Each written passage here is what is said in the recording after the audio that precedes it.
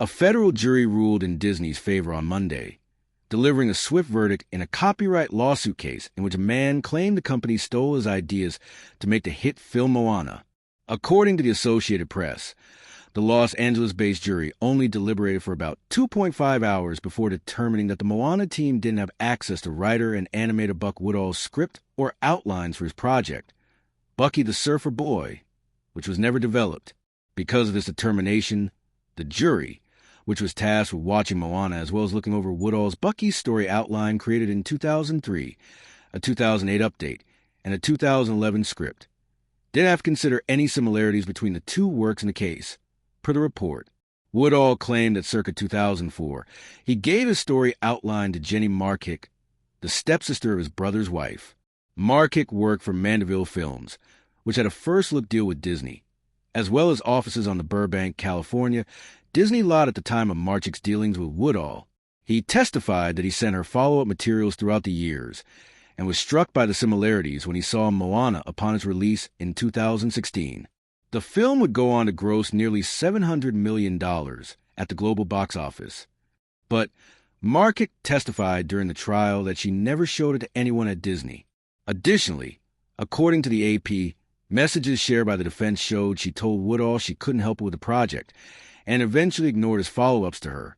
In his closing arguments, Woodall's attorney, Gustavo Lage, pointed out some of the things Bucky and Moana have in common. Like Bucky, Moana follows a teenager on a voyage in an outrigger canoe across Polynesian waters to save Polynesian land. It features the Polynesian belief in spiritual ancestors who manifest as animal guides, and a number of specifics, including a symbolic necklace, navigation by stars, a lava goddess, and a giant creature disguised as a mountainous island. Disney's attorney, Moats Kaba, argued things such as Polynesian lore and staples of literature were not copyrightable. Lawyers for the company also reportedly submitted thousands of pages of development documents, which Kaba argued showed every part of the process of Moana creators John Musker and Ron Clements making the film. They had no idea about Bucky, Kaba said of Musker and Clements in his closing statements.